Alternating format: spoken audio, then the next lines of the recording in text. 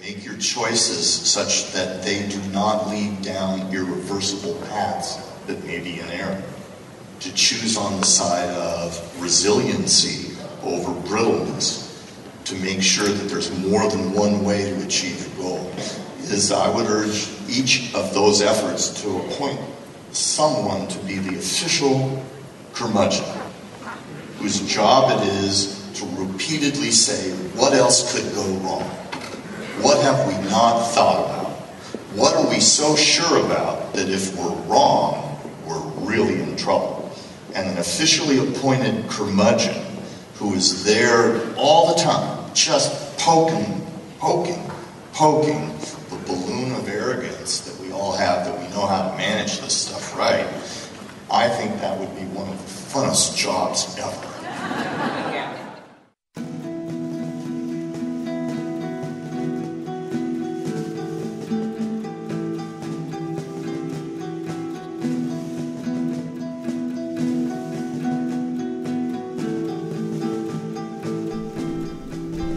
The concept of modification is one which spans human history, modification of the environment and natural surroundings. In modern times, modification has taken a turn into an untested, unknown realm. Right under our noses, genetically modified foods such as corn, wheat, soy, and a host of other staple grain products are being genetically enhanced in ways that surely have not been tested long term, yet are sold at grocery stores nationwide. In the same breath, right above our heads, a different type of modification is taking place, one which encompasses the entire natural environment. Something humans have dreamed of doing for thousands of years, weather modification. In the course of our investigation, we have uncovered nothing less than a real-life, real-world, real-time experiment being conducted on the populations of the world. GMO foods and weather modification programs that just a few years ago would be considered science fiction. As it turns out, it's not some wild sci-fi conspiracy. Instead, daily, the people of the world have been unwillingly subjected to a fully modified society.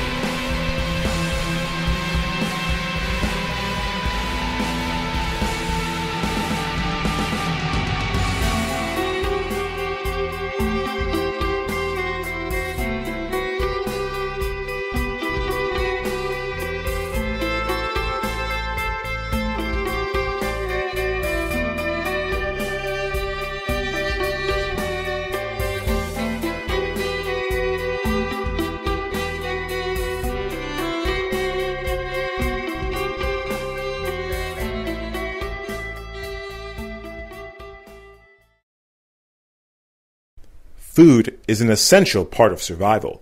Without it, problems arise.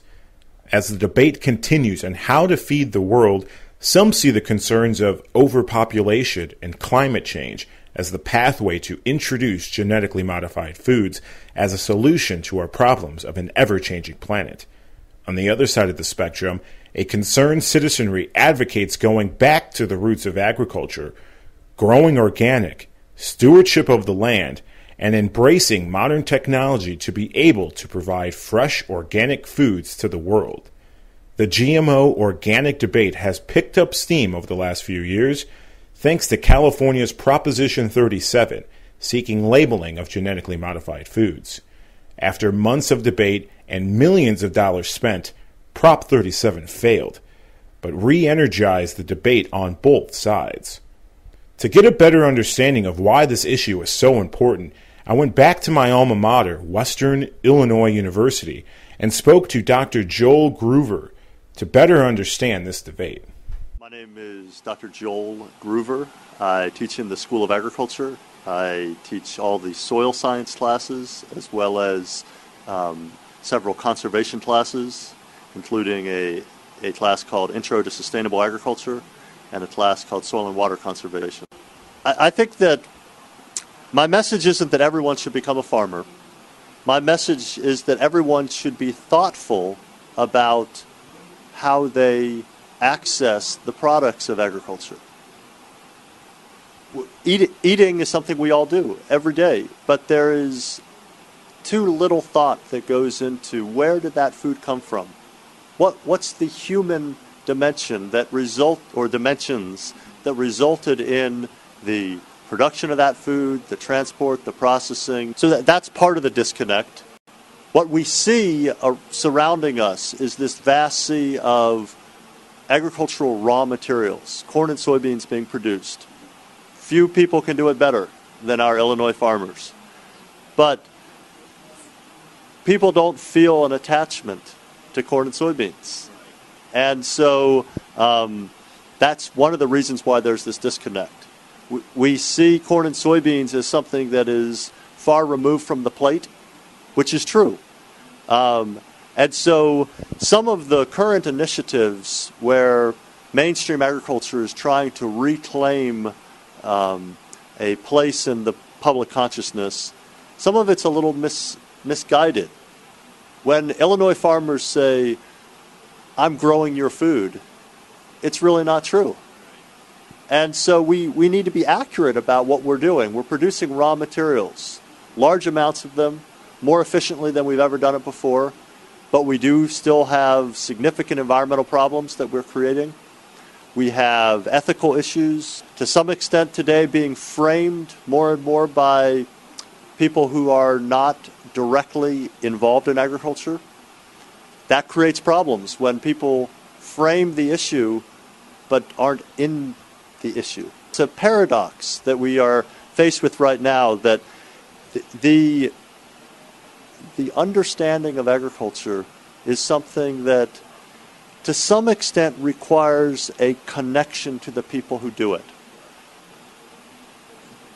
There's great eloquence coming out of the mouths of people like Michael Pollan about agriculture, but it doesn't replace the direct connection of knowing that your dad or your grandfather or some relative produces crops, does it in the way that they feel is best, and they're not just an automaton in some industrial agricultural machine.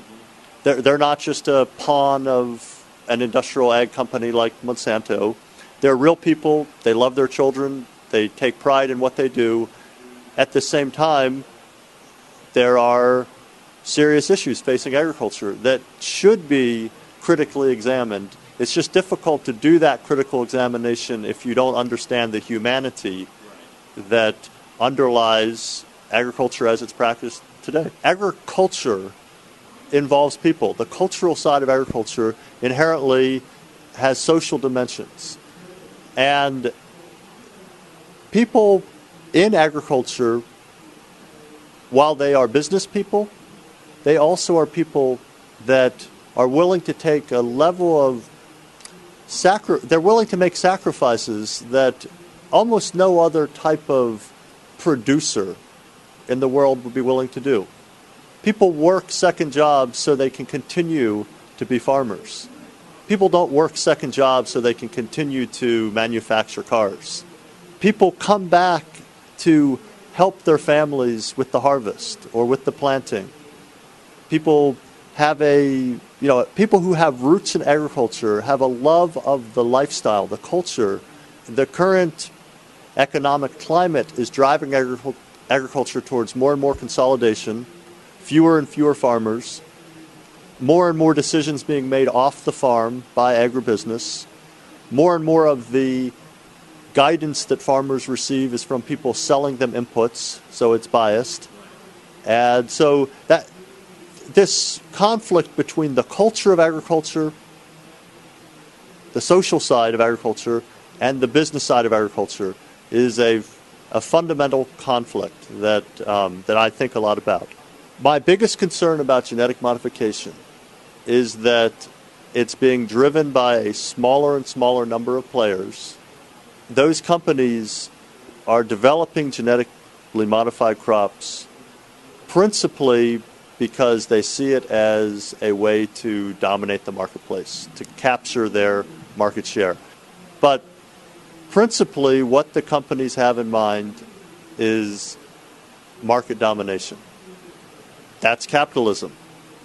But capitalism works, I think, most effectively when there is competition. And these companies have consolidated so greatly that we have a lack of competition. And we have diminishing choices for farmers. I think that there are genuine debates going on about the ethics of modifying genomes in ways that we aren't completely sure what is happening. There are genuine debates about whether species boundaries should be crossed. The food chain has such a high level of GMO products in it, and we simply don't have. Most parts of the food chain are not focused on identity preservation. The whole concept of a commodity is that it's undifferentiated, and so commodity crops generally are not identity preserved. There's little being done to keep one batch of soybeans from mixing with another batch of soybeans. Those are important issues, but in my mind, the biggest issue is the market domination, because it is antithetical to sustainability. Sustainability requires choice, it requires competition, and we are losing choices, we're losing competition, and I don't know whether antitrust legislation is the answer. I think that we need to have limited interference in the marketplace from government, but we need to have the right regulations. We need to have fair regulations that allow the marketplace to function, and I think we are unfortunately moving towards a less functional marketplace because such a small number of companies have such market power or market dominance.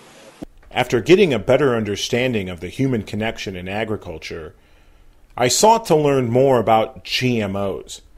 Why are genetically modified organisms so popular among sectors of the scientific and corporate world? Can GMOs really be helpful? Can they produce food at a quicker rate? And is it safe? To find out, I flew out to Northern California and spoke with a professor from the University of California, Davis. My name is Kent Bradford, and I'm a professor here in plant sciences at UC Davis. I'm also the director of the Seed Biotechnology Center in the College of Agricultural and Environmental Sciences here at UC Davis. Well, Davis has a history, as you say, of being a leader in agricultural technology, genetics and environmental aspects, management, many aspects of agriculture. In terms of the opportunities for genetic engineering, I think that they're enormous. I think we've only seen just the very start of what is potentially possible. In fact, California is certainly not the biggest adopter of the products that we have so far. That is, the primary products that are available are in soybean, corn, cotton, and canola. Those are the major products. What the modern techniques enable us to do is not just bring wholesale changes from other species or from other crops, but in fact target very specific changes that would improve performance or properties that we want. Crops resistant to glyphosate or Roundup, which is fortunately one of the safest agricultural chemicals we have. That is, it's very effective in killing weeds and other plants, but it's extremely low toxicity to most other things, fortunately. 2,4-D is a very old herbicide that we have. It's very effective in certain cases. You probably may use it in a lawn weed killer. But if it's not manufactured properly, and in the large scale that it was being manufactured during Vietnam, there are adverse chemicals that can be in there, dioxin for one, that was particularly bad. Personally, I think we need more options. That is, the high reliance now on the few products we have that use glyphosate resistance has in fact leading to problems. That is, some of the weeds are becoming resistant. We know way before genetic engineering that we need to use different strategies, cultural, herbicide, rotations, all kinds of ways to battle weeds. And the success of that product has led it to be probably overused by farmers. And in fact, they need other options. They need other herbicides. Whether 2,4-D is the one, it does have some issues. It's a very broad spectrum, and it can affect other crops and so on.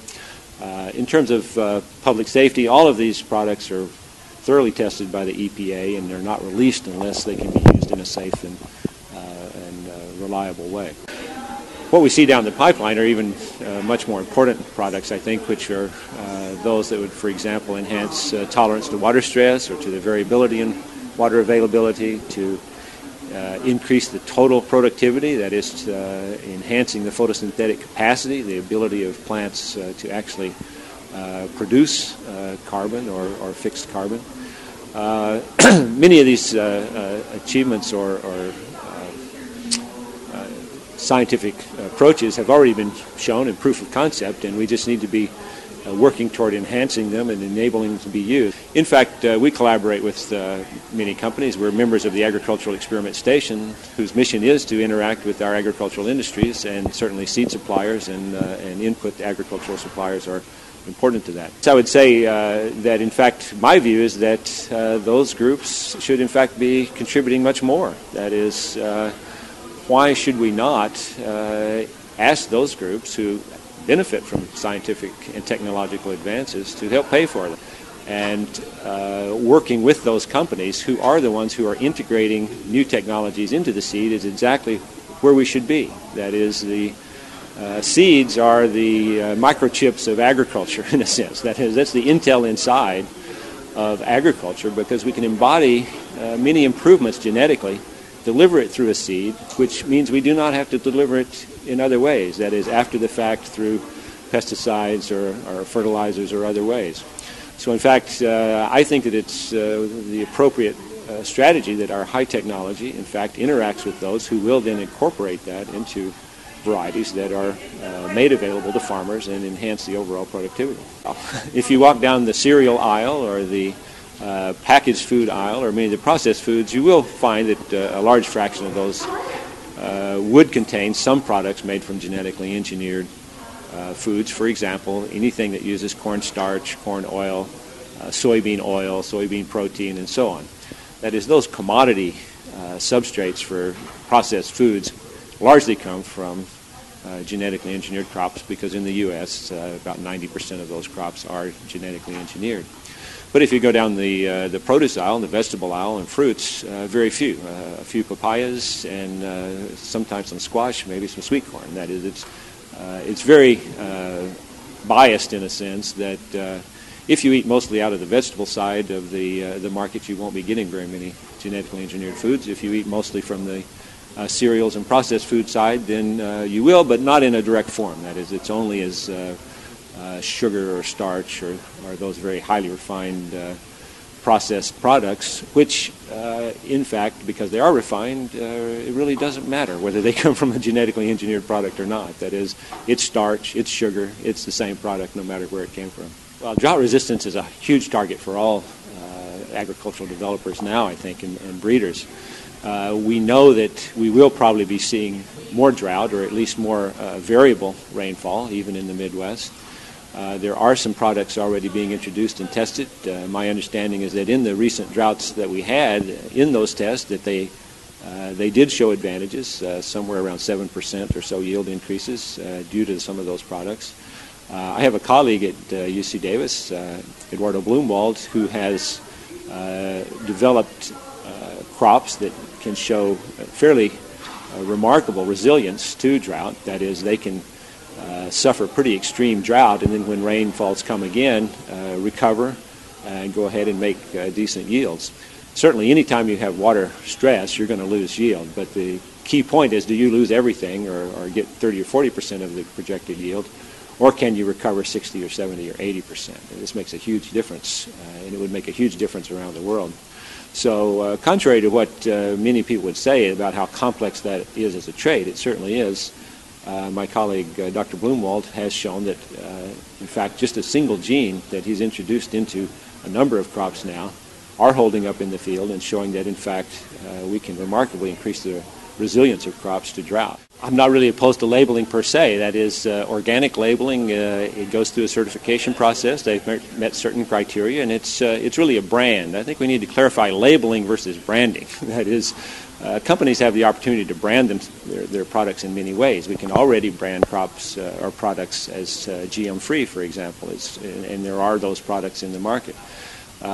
What I did not agree with is to include that as a mandatory label on a product for no reason except that a certain group feels that they would like to know that. Now, certainly consumers have a right to know what's in their food when it's relevant. Now, if in fact food producers or supermarket chains or whoever decide that they would like to label those products, they can certainly do that. I'm still opposed to making it mandatory because I don't see that there's that significant a difference, again, between whether they're genetically engineered or they're modified in other ways. How many things about how food is produced could we eventually add to that label? Many people might want to know, well, how really was it fertilized? Was that harvested by a machine or was it harvested by a person?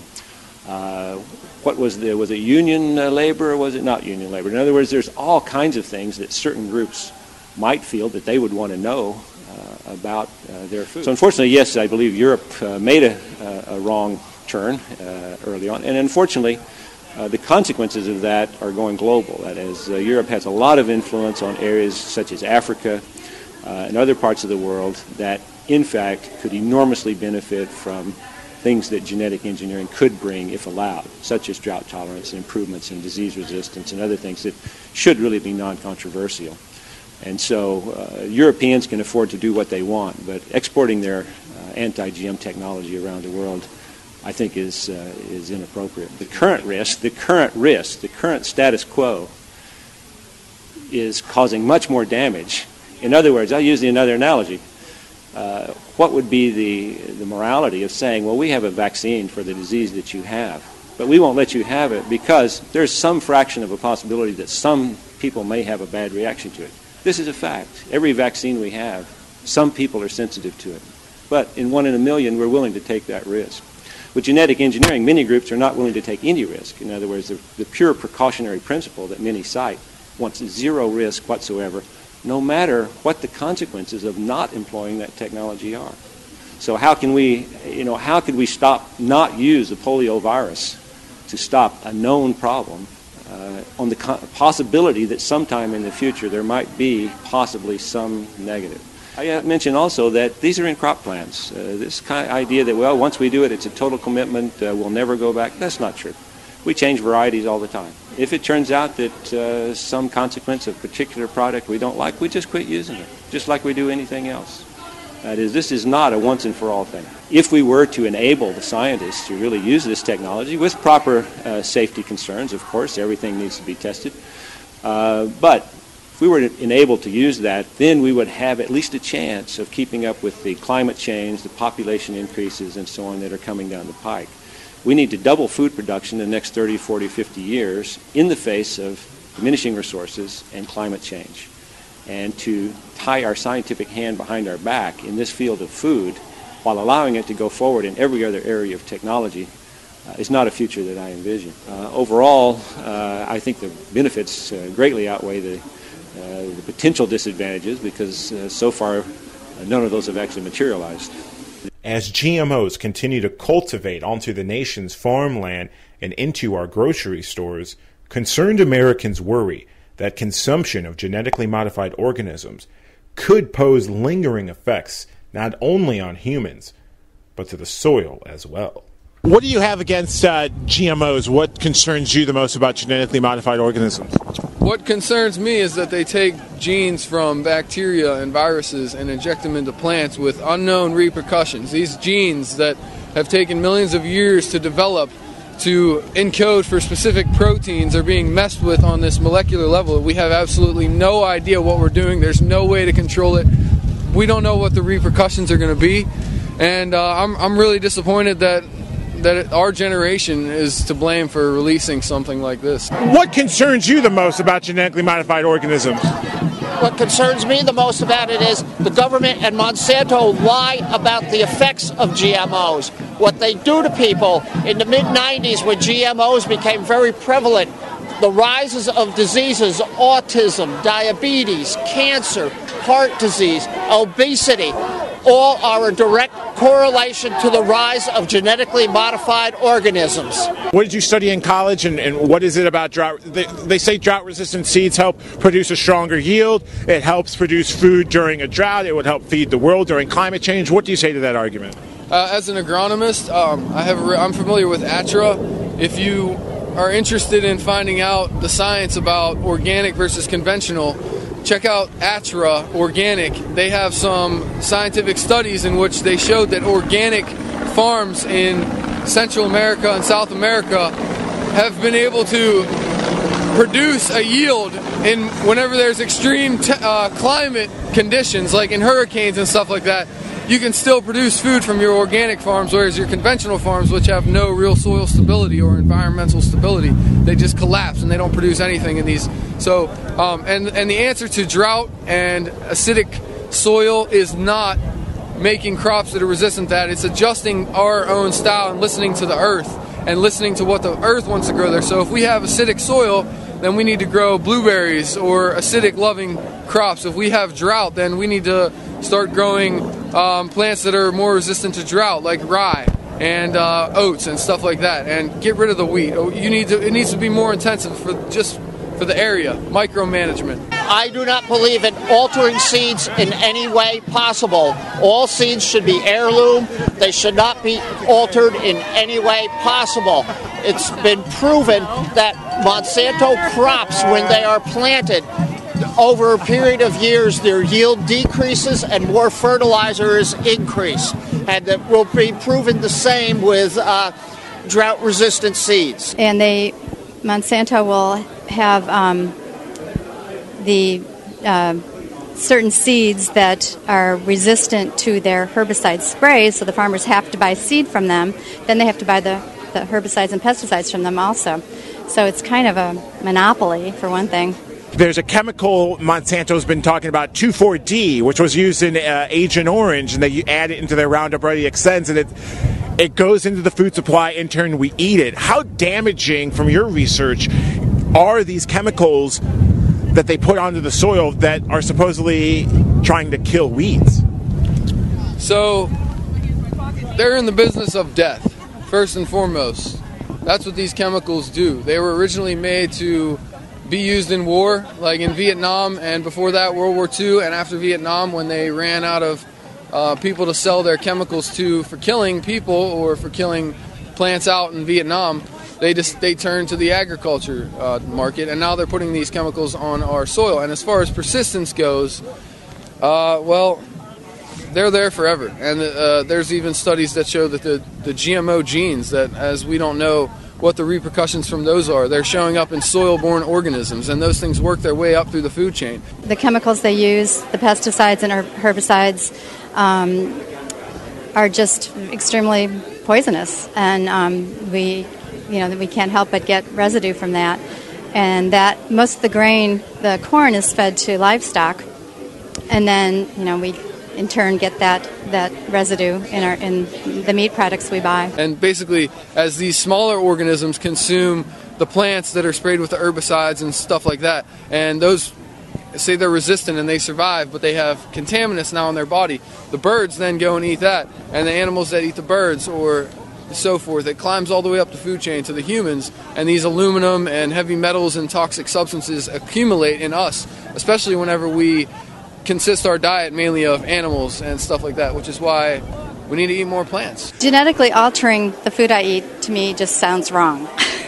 I mean, despite even, I've read scientific research on it too, but just basically it does not sound right to me. I mean, I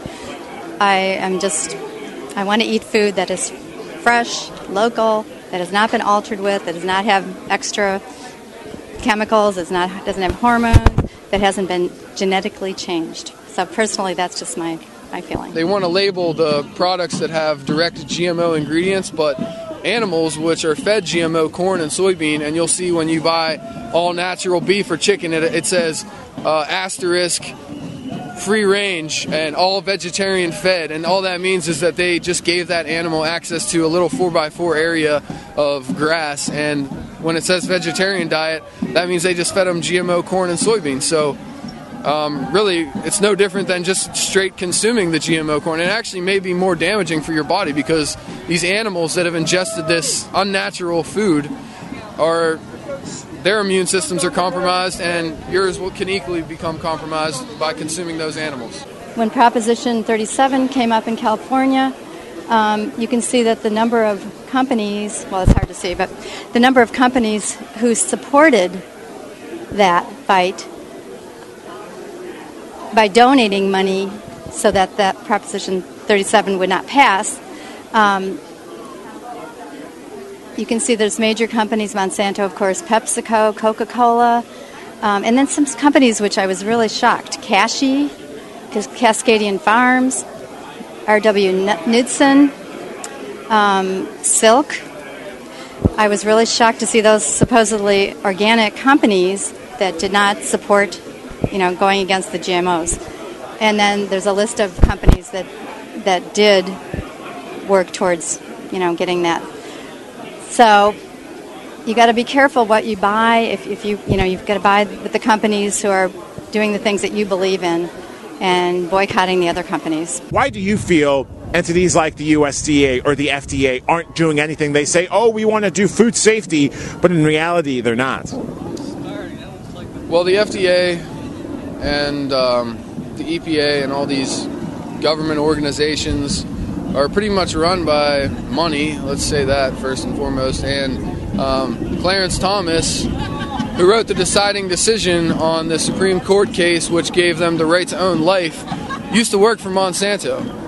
That's just one example of the ability of these companies to get on the inside and control these organizations that are supposed to represent us, the people, and it's time that we took them back. That is extremely concerning to me, that basically a chemical company can have that much say in American politics and government.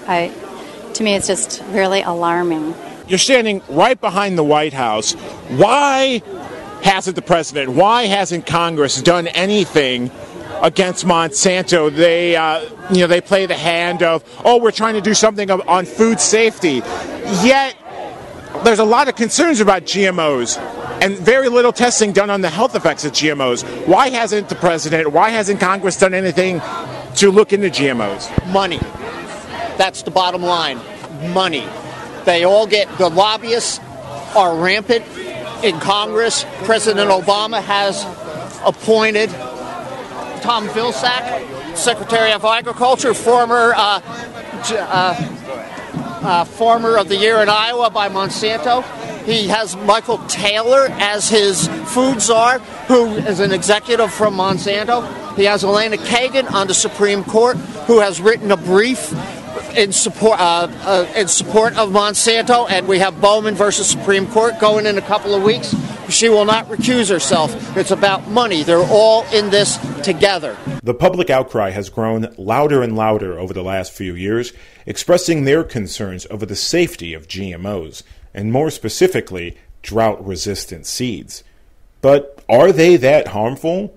Can a drought-resistant seed produce food with little to no water at all? I decided to find out while attending the USDA Agriculture Outlook Forum just outside of Washington, D.C., where I was able to speak with professionals in the industry. Julio Alceo, how has drought-resistant seeds changed in the market? What type of trends do you see drought-resistant seeds going in the next year or next few years if the drought trend continues in parts of the Midwest? And for the CME side, for weather derivatives, how could a farmer or a trader looking at, say, potentially another current drought trend, how could one manage weather derivatives for a farmer if they want to protect their farmland from another terrible drought season? I can take an initial crack at that. This is an area of very active debate among crop scientists and others, in particular for corn. Are our GMO varieties with the stack traits in particular much more drought resistant than the varieties that preceded these stack trait hybrids. My own view from the research that we've done is that while that technology has certainly contributed to our continued growth in trend corn yields, that their impact in terms of drought tolerance is fairly small. Evidence of that would be we have a crop weather model that we use, and in fact, our predictions with that model based on data for the last 50 years were too high without taking into account any changes in trend due to drought tolerance. So I don't think the evidence is very convincing that our current hybrids have all that much better drought tolerance than they had, say, 15 or 20 years ago. We may have seen a bit of an uptick, a small uptick in the rate of growth in corn trend yields, but I don't think it's been large. We're not going to get to 300 bushels per acre anytime soon. On the other hand, science does progress, and I think that you can be more optimistic as you look further down the road with some of the genetic technologies that are in the laboratory and starting to be field tested, that maybe we can see some more progress as we look down maybe a 5, 10, 15-year horizon into the future. The problem with drought tolerance is that it's incredibly difficult to pinpoint the changes in the plant to make it more drought tolerant, because just like last summer, if you get a 2 or 3 week blast of scorching heat in just the wrong period, and that's not the time period that you've timed your drought tolerance characteristics in the corn plant, it's worthless.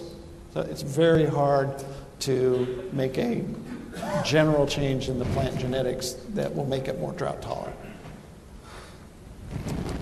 I would just add there is some technology out there, right? So it's coming out, it's adopting. You hear statistics around 6 bushel per acre, 10, 12, depending upon how you do your math. Yield increase when in drought stricken areas. So I think that, it's like many of the technologies that come, it's going to come. I think that they will figure out a way to do it, and it solves two things at one time. It solves a growing need for food, and it solves the water resource relative to that growing need for food. So if it can get done and if it can be effective, I would say it will be good. I would also add that, what you heard this morning regarding to synchronous approvals worldwide are a big deal for the industry, and making sure that as we roll these products out, we're able to use those and access markets worldwide that want to take them. So I would just say, as these new things come out, there'll be a lot of dialogue coming on about how fast they're adopted, where they're adopted, and how we do that, all towards an increase in technology. Because if you remember the yield chart, without that, we're going to have a hard time feeding the world. So I'm Dave Bodler. I'm with Cargill in Minneapolis, and I'm here as part of the forum, the panel that just talked about markets and the relationship of markets to the different companies, CME, ourselves, and University of Illinois. This topic of drought tolerance and doing that is an important issue in a dry year like we're just coming off of. This will be a big issue relative to the crop we just got done with, and if we have adequate rainfall, a drought-resistant crop will be less important. But as we encourage crops to go west on corn production, drought tolerance in those areas will be important for the producer to be able to reduce their risk of a crop failure. Following this summer, we've heard more and more news about drought-resistant seeds or drought-tolerant seeds. Could you explain a little bit about what is a drought-resistant seed and how long this sort of product has been in development? Yeah, it's a seed that grows a plant that in a stressed year requires less moisture or performs better in a dry year, that protects them against that. So this is technology that's coming out through genetic engineering. It's technology that the farmer is very interested in because it reduces his or her risk in planting. So it's coming out, it's to protect in the bad years, and the good products will come out without any drag on good years when they do have adequate moisture, that they're still able to have their high yielding crops in those years as well. What is the difference, say, from a drought-resistant seed compared to a regular or organic type of seed? Are there differences? Are there any similarities? So it's a seed to grow a plant that uses less water. Yes, it's most of them that are coming out are genetically engineered, whether it's genetically engineered or a hybrid has also created a lot of solutions for farmers around risk protection and increasing yields. So it's one of the many things coming out to the farmers to be able to increase production. So it is in a different area than the organic space, and it'll be a choice for what the farmers intended to plant. Some may be concerned about drought-resistant seeds or genetic engineering of food, that it may be unsafe to eat. What's the other side of the argument? How safe is genetic engineering of food, and what type of trend will we see genetic engineering of food in the future? I think that the important thing is that we keep the conversation and the facts fact-based. So if we use science and fact-based, that's going to be the key to make sure that we have good products out there for people to use. And then finally, looking at the drought, if Lord willing, we don't have a drought and things go back to relative normal, will there still be a market for drought-tolerant seeds? And if not, what will a bounce back be? Since it's hard to predict what the next year will be, there'll probably be some market for that. When it's resonant in the producer's mind from last year, there's probably a hotter market than there'll be after 3 years of great crops. If it's at a big premium to plant, you'll probably see less participation. But they've all been through a drought one year or another, and they'll respond. It's clear that both sides will agree to disagree on this subject. Yet, where's the government? What's our elected officials and those in the administration stance? Are they listening to the concerns of the public or listening to the guidance of the agriculture industry? An executive from the United Nations saw GMO seeds as one alternative to feed third world nations.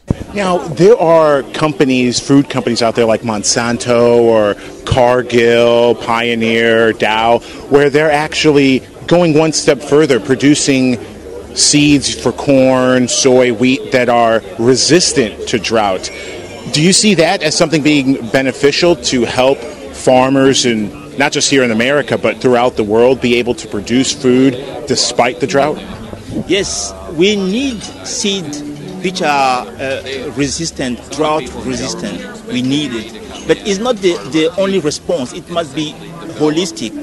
The response must be holistic. As I have said, the vulnerability to drought is about, in many cases in Africa, is about rural poverty and desertification. If the land is degraded, you're likely not to make much out of your drought-resistant seed. So the response must be global, it must be holistic. And of course, research to have improved seed are part of it. U.S. Representative Tim Huelskamp embraced genetic modification when I posed the question to him. Would you be in favor of labeling non-genetically modified foods compared to genetically modified foods? There's been a big debate going on. Monsanto has been a big lobbyist in Capitol Hill to restrict the labeling of genetically modified foods. Are you in favor of giving the people a choice to wonder what is GMO and what's non-GMO? Well, a lot of times and I'm a farmer myself, and they use those products, and I think they are perfectly safe. And there's obviously some environmental groups that use scare tactics about that, and numerous others. So, but I say let the market. If folks want to see that and they want to pay a lot more for organic, I mean, they will have that identified. And but most of what we use has been genetically enhanced at various times. I mean, the ability of folks in particularly environmentalist movement to misuse and mislead folks. I'll give you a perfect example of that is this issue of lean, finely textured beef. And you might have heard about that. Folks, we because of misinformation coming out of one television outlet, I think it was CBS News, ran 30 consecutive stories that was full of bad science, misinformation. In my district, they eliminated 250 jobs and said, go home. And they shut down a plant. There were 4 plants around the country. I'll tell you today, lean, finely textured beef was the safest beef you could buy in the entire country because of the innovative process by which they killed E. coli. But don't let science get in the facts, folks in Washington and many of these movements. And so everything needs to be fact-based, but let consumers have those particular choices. And recently, Montana Senator Jon Tester was vocal on the Senate floor in his stance against Washington favoring the agriculture industry. It's time to highlight the need for greater transparency and openness so voters can hold their elected leaders accountable and for what happens here in Washington, D.C., and to just know what's going on. The second provision sent over from the House tells the USDA to ignore any judicial ruling regarding the planting of genetically modified crops. Its supporters are calling it farmer assurance provision. But all it really assures is a lack of corporate liability. The provision says that when a judge finds that the USDA approved a crop illegally, the department must reapprove the crop and allow it to continue to be planted, regardless of what the judge says. Now let's think about that. The United States Congress is telling the Agricultural Department that even if a court tells you that you've failed to follow the right process and tells you to start over, you must disregard the court's ruling and allow the crop to be planted anyway. Not only does this ignore the Constitution idea of separation of powers, but it also lets genetically modified crops take hold across this country, even when a judge finds it violates the law. Once again, agribusiness, multinational corporations putting farmers as serfs. It's a dangerous precedent. Mr. President, it will paralyze the USDA, putting the department in the middle of a battle between Congress and the courts. And the ultimate loser will be our family farmers going about their business and feeding America in the right way. Sunshine Week shouldn't be show and tell, Mr. President, and slipping corporate giveaways into a bill at the same time that we call for more open government is doubling down on the same policies that created the need for Sunshine Week in the first place. That's why I've introduced 2 amendments to remove these corporate welfare provisions from the bill. Montana's elected me to go to the Senate to do away with the shady backroom deals, to get rid of handouts to big corporations, and to make government work better.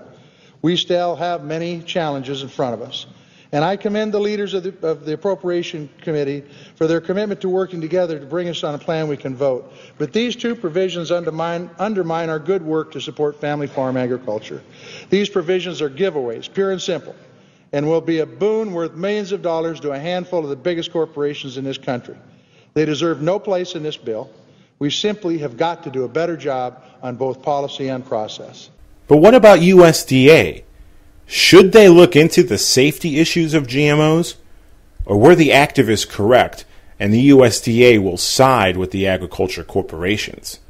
I decided to ask Secretary Tom Vilsack myself in the middle of his press conference. Mr. Secretary, you mentioned about the drought, your concerns about the drought, especially in the Midwest. With drought-resistant seeds being discussed more out in the open, how will USDA go forth with drought-resistant technology? And secondly, huge concerns throughout the country on the safety of GMOs for human consumption. What can USDA do to address those concerns? And similar to the USDA organic labeling, could we see someday down the road a USDA GMO labeling to address those concerns? Well, you asked a lot of questions there. I'll try to answer several of them. First of all, USDA's role relative to any kind of seed technology is to ensure that it doesn't create a hazard or a danger to plants and to crops. And that's the regulatory process that we go through. Folks who come up with new technology, we basically work through that process of ensuring the safety and security of that technology. And when we're convinced that they don't represent the threats under the Plant Protection Act, we deregulate. That's a process that takes a considerable period of time and a lot of data and a lot of research. I don't know of any reputable study at this point that suggests that there's a safety concern relative to health with GE crops, and that's the reason why they are utilized by American farmers, and that's one of the reasons why we were able to get through a drought in better shape than we had anticipated, and it's one of the reasons why we've seen extraordinary productivity gains, as Senator Daschle alluded to. That regulatory process, I think, it needs to constantly look at ways in which we can improve the process, but the bottom line is making sure that what is deregulated is not presenting a threat to plants and crops. As far as labeling is concerned, let me just simply say that historically, labeling in this country has been about two issues: nutrition, providing nutritional information, and about safety issues. I'm sure that either one of those fits your question. I don't think it's not about nutrition, and I don't know that there's a reputable study relative to safety. So at this point, I don't know that we're necessarily headed down at USDA a path. Mr. Secretary.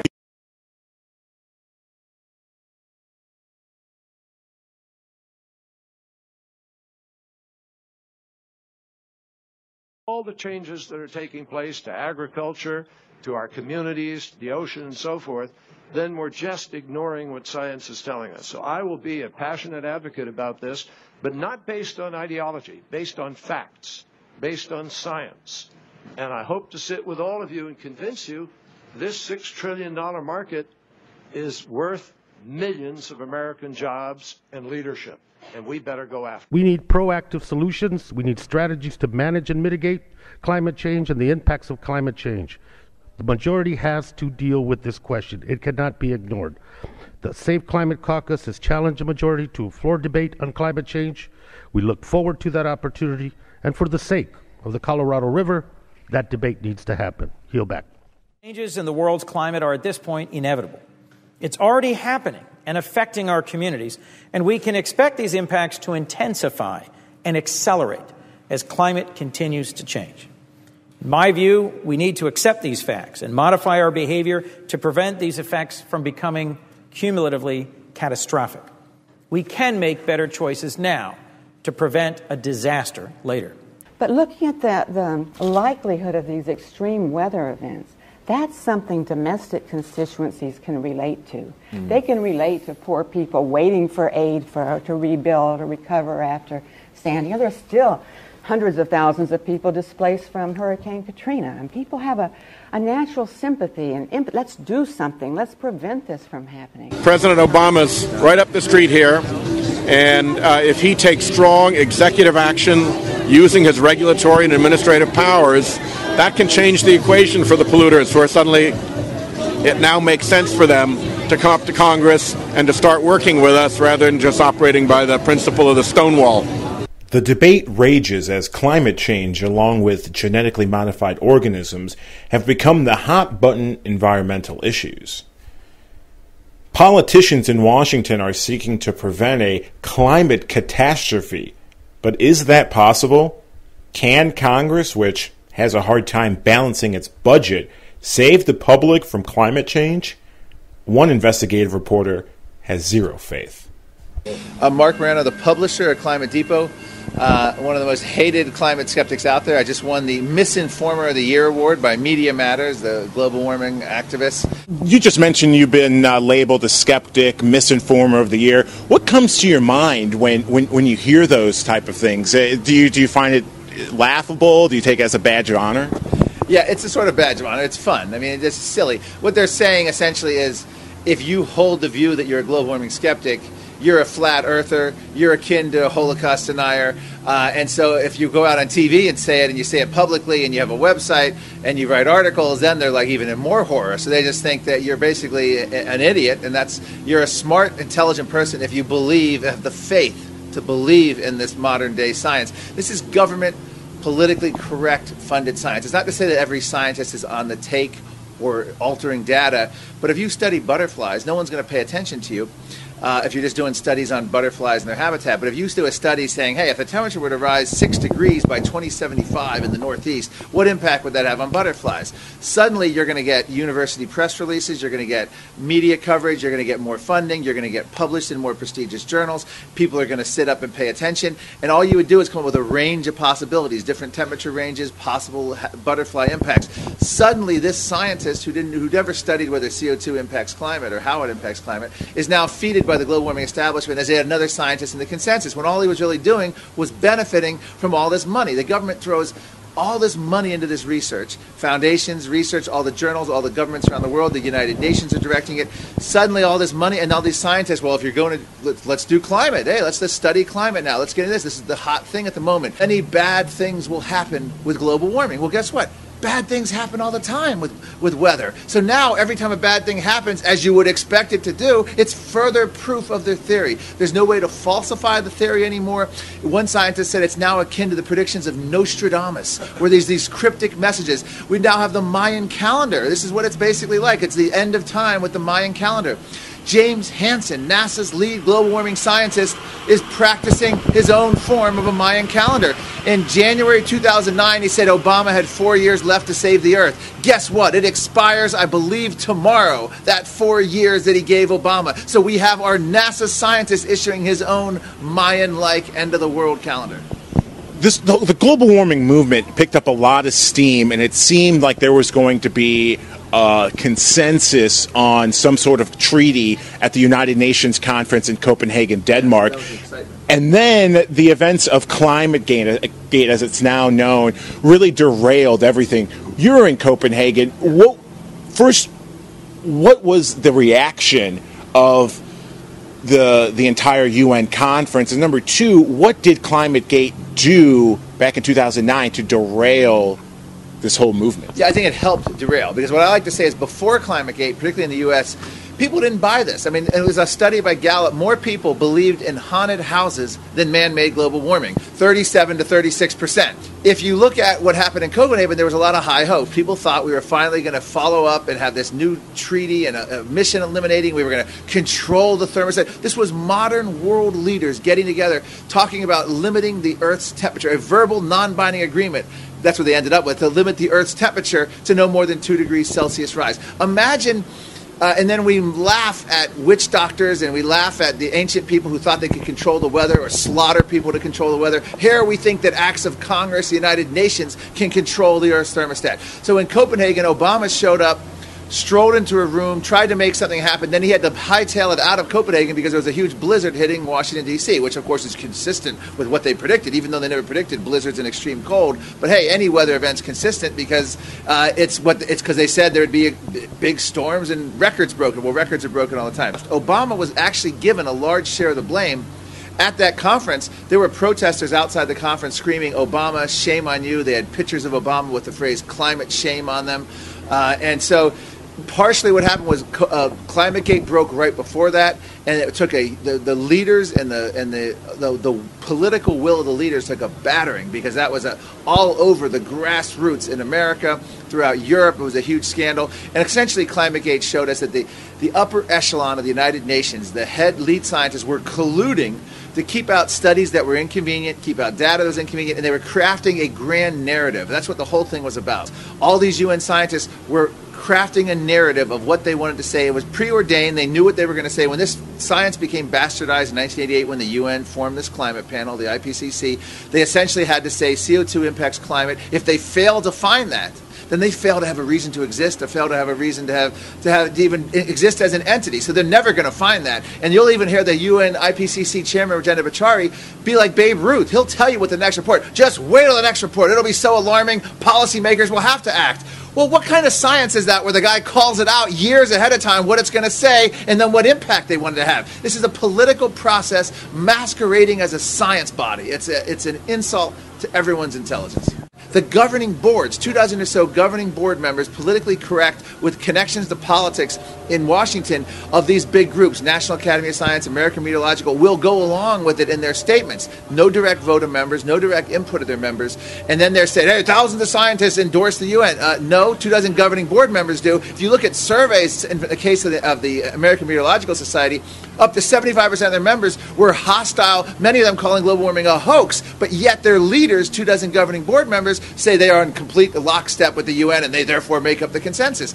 It's a con. If Congress wants them to say global warming is a problem, by golly, Congress has paid them to say it. This is no longer science. This is politics masquerading as science. You've gone to a lot of these UN climate conferences. Explain to those who think these conferences are just serious negotiating talks. You mentioned you've gone to Rio de Janeiro, you've gone to Cancun, you've gone to all these different exotic places. Why do they have these conferences in exotic locations, and what are they all about? For the same reason I go.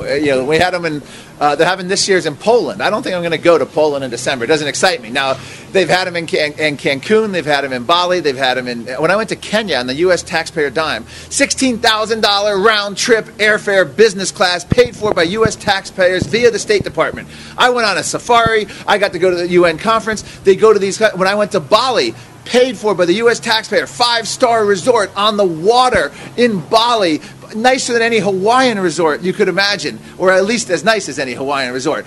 This is why many Senate staffers went. This is why politicians like to go. This is why UN delegates, bureaucrats, why all the media likes to go. They know how to throw a party. When I was in Johannesburg, South Africa, they were having a summit on sustainable development and how to help poor people and the energy of the world to develop so we help poor people and not harm the earth. Well, they flew in chefs from Europe. They were doing caviar and shrimp and all kinds of exotic meats and wines and champagnes. And they interviewed the chefs and how all the world leaders were demanding all this exotic food. Well, they sat there and talked about the plight of the poor.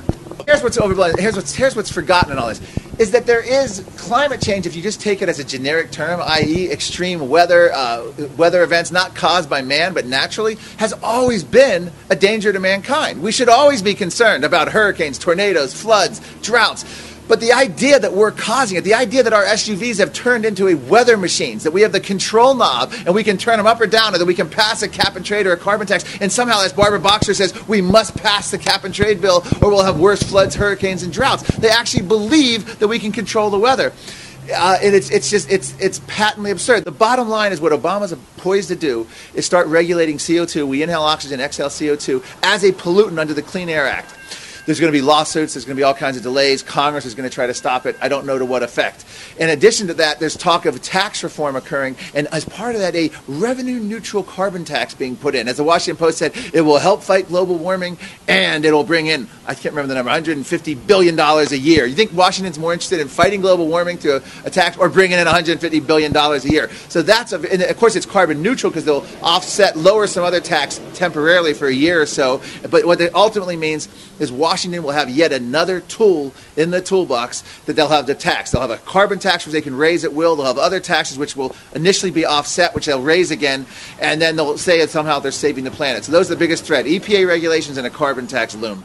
Some scientists have some really interesting ways to combat climate change. Cloud seeding, climate engineering, carbon taxes. They even go as far as advocating plastic trees to absorb CO2. What are your thoughts when you hear scientists talk about manipulating the weather and doing all these weird things to help save the Earth? Well, Obama's energy secretary wanted to paint roofs white so that we could cool the Earth. I don't even cover geoengineering, what you're discussing, on my website because I think it's so patently absurd and a waste of time. Carbon capture and sequestration, we need to do all this nonsense of everything they're trying to do is an utter futile waste of time. Not about black carbon and soot having, many times the impact on climate that they ever knew. The idea that science is settled. Well, you have new peer-reviewed studies throwing that out just this week.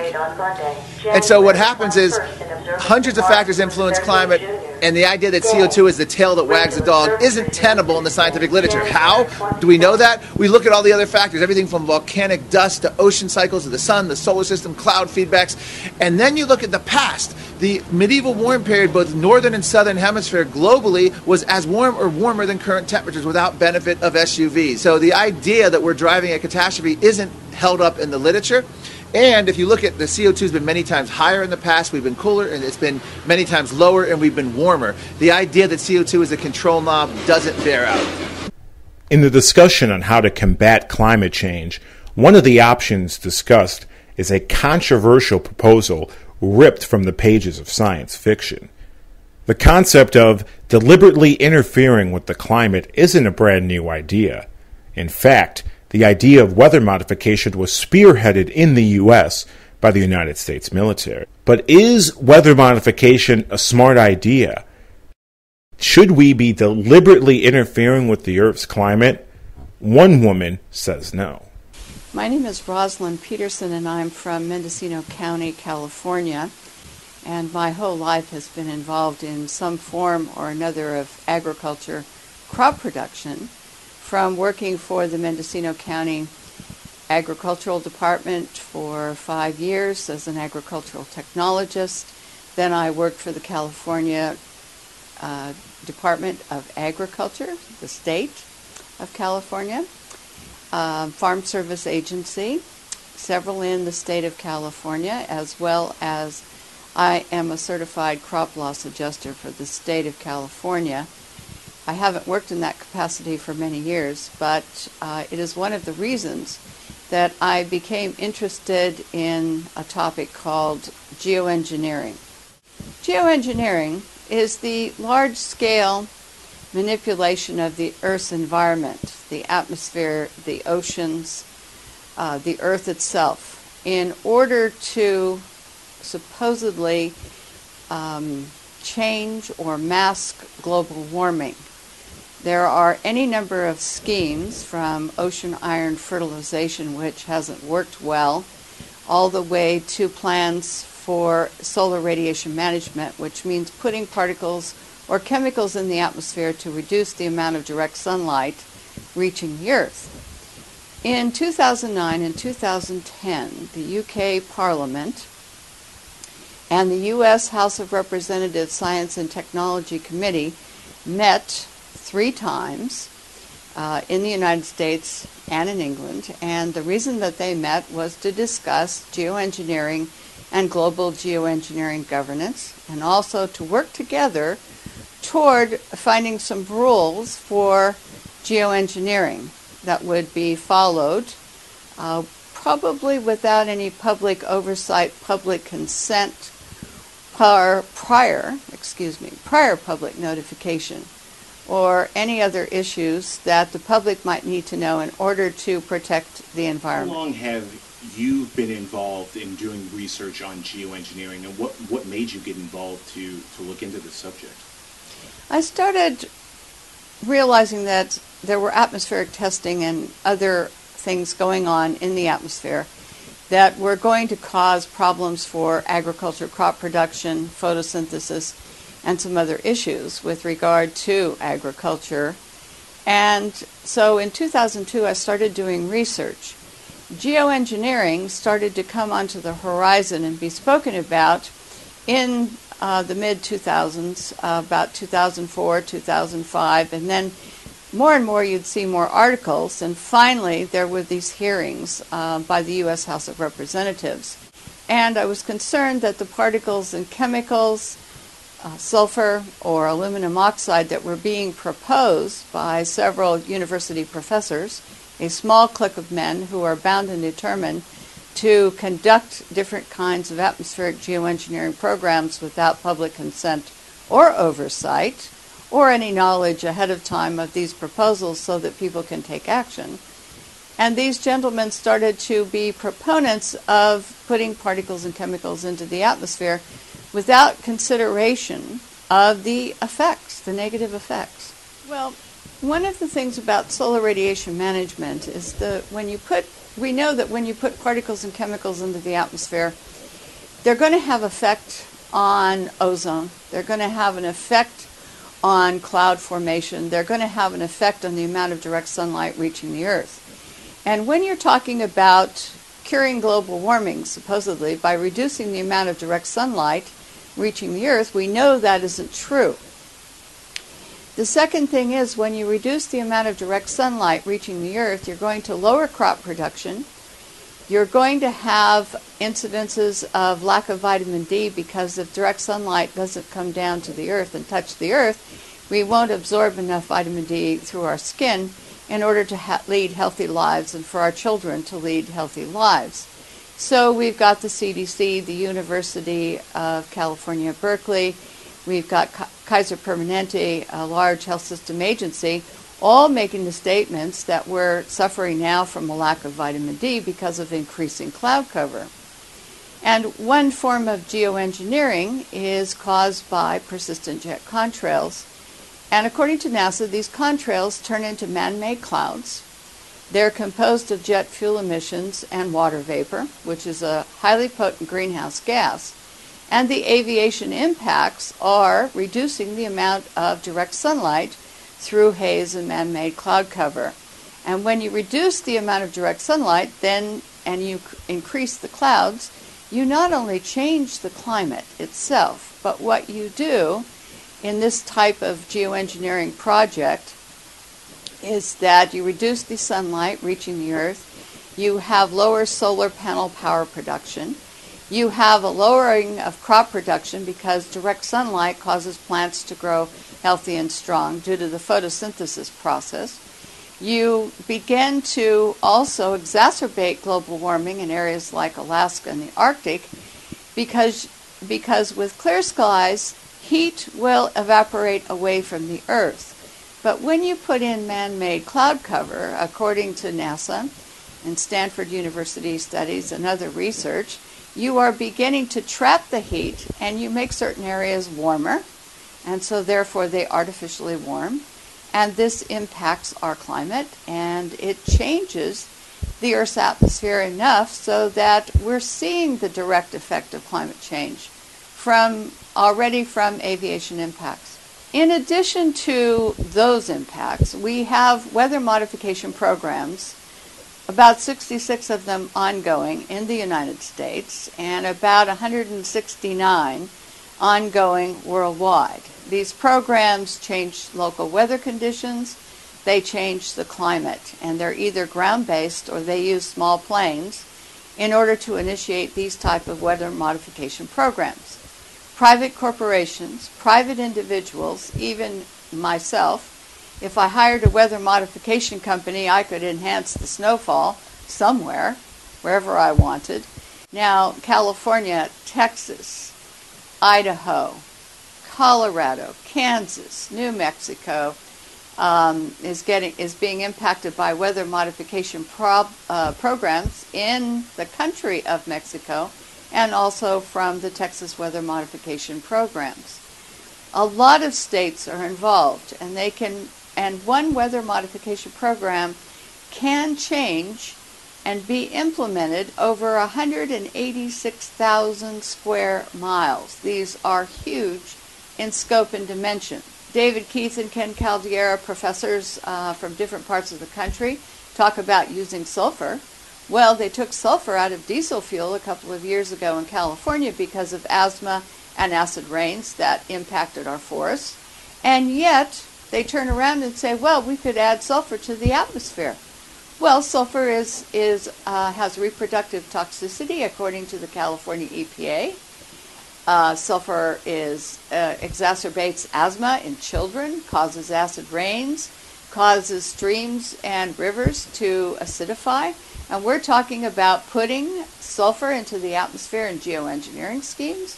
One is upcoming this year for 2013, I should say. For New Mexico, they want to conduct, David Keith wants to conduct a project there, but doesn't want to tell us when for fear that we may object in advance and he might not be able to conduct the experiment. So this is where we have a problem with allowing atmospheric experiments and also understanding that tree decline just isn't a function of one thing, bugs or drought. It's a function of many things that are going on atmospherically. They don't want the public to have any invite into the conversation on this. And this is where we need to take action to have an invite into this conversation and to set the rules or to say no before these programs are implemented. And when someone tells me that they want to play God with our environment, but they don't want any rules or any restrictions, and they want to do it in secret, then I have growing concerns, because I think it's just for prestige and to make money. I don't know that necessarily it's going to benefit you and me and my grandchildren and other people. Is Rosalind correct?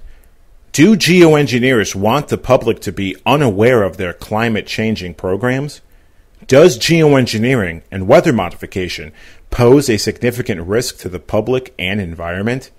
And are these programs given full consent from government? While covering the Climate Forward rally in Washington, D.C., I posed that question to Rhode Island Senator Sheldon Whitehouse. With the dangers of climate change, there's been some talks from scientists, and even it's been looked at by Congress, of ways of trying to potentially stop climate change through climate engineering or cloud seeding. Could that be a way that Congress could try to put more funds in research and development to see that as a way to stop climate change? Yeah, the whole question of geoengineering is, first of all, it's a little bit dangerous. It's not nice to mess with Mother Nature. Remember that old phrase? And the second thing is that geoengineering misses half of the problem. It misses the ocean half of the problem. An enormous amount of the carbon that we emit gets absorbed by the oceans. The oceans just chemically become more acidic as a result. And you can try to offset the temperature effects of our carbon pollution, but if the ocean continues to get acider and acider, it's going to be more and more challenging for our planet and for our species. What about the president? Would his administration endorse a geoengineering program? Various university scientists are considering techniques such as climate engineering, cloud seeding as a way to help prevent extreme weather. Is that something the president may look into with research and development? On the geoengineering side, this climate engineering side, look, that's something that people have been talking about for a while. This idea that if you can't stop adding to the greenhouse gas layer that traps heat inside the planet or inside the atmosphere, you might take steps to block some of that heat from coming in the first place. It's an extreme set of measures. I think some people would like to pretend that set of options doesn't exist. Others would like to see more activity on it so at least we understand it, both technically but also internationally, so that one country doesn't go ahead and do it by itself. Right now, I think sort of institutions on the periphery of the government are taking the lead on this, the National Academy of Sciences, for example, and others. But I wouldn't expect to see a large push from inside this administration. It would raise an enormous amount of controversy. Now that the senator admits Congress has looked into this issue, what about government organizations that deal specifically with weather? While attending a severe weather seminar put together by a Chicago television station, the director of the National Weather Service admits weather modification research has taken place, but denies present-day operation. It's a rare opportunity to ask the director of the National Weather Service some questions. Louis had agreed to come if we allowed some questions. Do you have questions for Louis? And if so, please stand up, and Louis, you can recognize them. There was a hand way up in the back. Yes, I had a question. With the high-resolution satellite image you're able to look at the National Weather Service, is there any way you could detect whether a weather modification experiment is taking place or cloud seeding? I know in Kansas and Northern California that takes place, and as well as Idaho. Is there any way you can see that in the satellite? And is there a way to communicate that to the public, or do meteorologists have a duty to tell the public about weather modification? Yeah. So I'm not aware of any cloud seeding that was going on for this. I can tell you that in the 70s there was a Project Storm Fury that people started experimenting with seeding hurricanes way out in the Atlantic. And at that point, there were two things that happened. First of all, they had a small sample size, so they couldn't really determine anything with any kind of statistical significance of whether they were having an impact or not.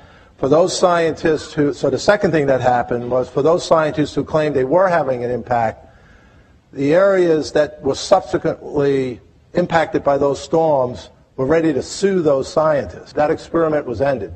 So there are, I know there's weather modification that's done under very controlled circumstances, especially out in the West, for water resource purposes. In the East, there was some work that was done in Pennsylvania, and again, if people were claiming that they were successfully deriving more rainfall out of a system for the western part of the state, the farmers in the eastern part of the state said that was rainfall that would have fallen over us. Yeah. And then they started having that kind of battle within the state, and that ended. So it's a very tricky, controversial area, but in real time, we know of no one that was out there doing any kind of seeding. And my question is, I've looked at what they call HAMP, or the Hurricane Modification Program that Homeland Security has talked about, and I know there are actually electric companies like the PG&E, Pacific Gas and Electric Company in Northern California that conducts cloud seeding experiments. As a meteorologist, if you can see that on the radar, is it possible to maybe let the public know, oh, there's cloud seeding here in the area, just to be cautious? Let's put it this way. Cloud seeding now is done more by private sector, and they don't tell you when they're doing it because they consider it proprietary. Okay. So we do not factor in that type of activity into either our analysis or forecasting. We're just not even made aware of when it's happening. And it's mostly now focused in the western part of the U.S. for water resources. Right. But no, it doesn't play a role in our forecast process. And then I've looked at what they've called geoengineering or climate engineering, literally modifying the weather to prevent climate change. Do you think that's something that is going to be done on a research basis, or if it's done, it has to be stringently looked at? I really don't. First of all, again, if people doing that research, I'm not really aware of it, so I'm not even sure I can answer the question. I know that there are people who continue to talk about, they'll propose, like the nuclear, like Tom mentioned, let's set off nuclear explosions and we can destroy a hurricane. Right. Yeah, I've heard they talked about wanting to do like volcanic eruptions. Or send missiles and send tornadoes. Sent at tornadoes. So what would you like? An exploding tornado? This could just make things worse. So we don't really. It's not enough. Yeah, the modifications I think are more. And this is not my center of expertise, but long-term modifications of environments by planting trees and changing slow modification of ecosystems in a responsible manner sometimes may over time or don't cut down the forest in South They take in carbon dioxide. But you're talking about vast energy scales, so to make significant impacts on them. Right. Because I know there is conducted cloud seeding experiments taking place. Do you think that's more private corporations that are doing it for research purposes? I think cloud seeding is. I'm not that familiar, but I don't know of any government programs dealing in that. Okay. It's pretty much that was like Project Sternflurry, like way back. Yeah. Oh, there's nothing like that. That's for sure. Is the director of the National Weather Service oblivious to the current day weather modification programs taking place?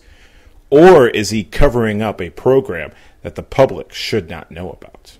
In the end, I've come to find out that several forms of modification are taking place. From the genetic modification of our food supply to the engineering of Earth's climate, both presented as solutions to fight climate change. Both may lead us into a situation we can't come back from. Both could lead us into a genetically modified society.